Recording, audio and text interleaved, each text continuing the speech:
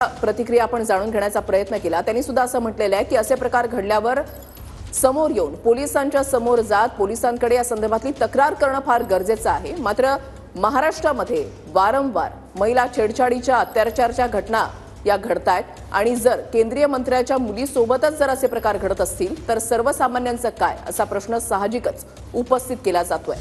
एकूणच यावर पोलिसांनी कठोर पावलं उचलणं अत्यंत गरजेचं आहे। अशा प्रकारे टवाळखोरांवर कारवाई करणं गरजेचं आहे आणि कठोर कारवाई त्यांच्यावर झाली पाहिजे जेणेकरून असं करण्याची हिंमत त्या टवाळखोरांमध्ये किंवा कोणत्याही गुंडांमध्ये नसली पाहिजे। मुक्ताईनगरमधल्या एका गावामध्ये यात्रा होती आणि त्या यात्रेमध्ये रक्षा खडसे यांच्या कन्या गेलेल्या होत्या। त्यावेळेला टवाळखोरांकडून त्यांची छेड काढण्यात आलेली आहे आणि त्यामुळेच आता रक्षा खडसे जे आहे ते आक्रमक झालेले आहेत। कुणासोबतही असा प्रकार घडू नये, मात्र हा प्रकार ज्याने कोणी केलेला आहे त्याच्यावर दोषींवर कडक कारवाई झाली पाहिजे अशी भूमिका रक्षा खडसे यांनी मांडलेली आहे। पोलीस ठाण्यामध्ये त्या स्वतः आल्या, त्यांच्यासोबत त्यांच्या कन्या सुद्धा आहेत आणि त्यांनी आपली भूमिका आणि तक्रार जी आहे ती पोलीस ठाण्यामध्ये दिलेली आहे। आणि एकूणच जर पाहिलं तर रक्षा खडसे यांचे कार्यकर्ते सुद्धा मोठ्या संख्येने या पोलीस ठाण्यामध्ये एकत्र आले।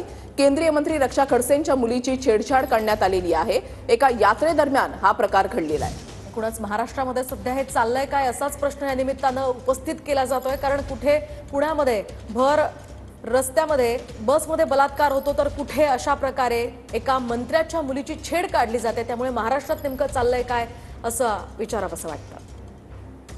असं म्हणते की तो माझ्या जरी जवळचा असेल किंवा कोणाच्या जरी जवळचा असेल, शेवटी मुलींचा आणि महिलांचा इथे विषय आहे।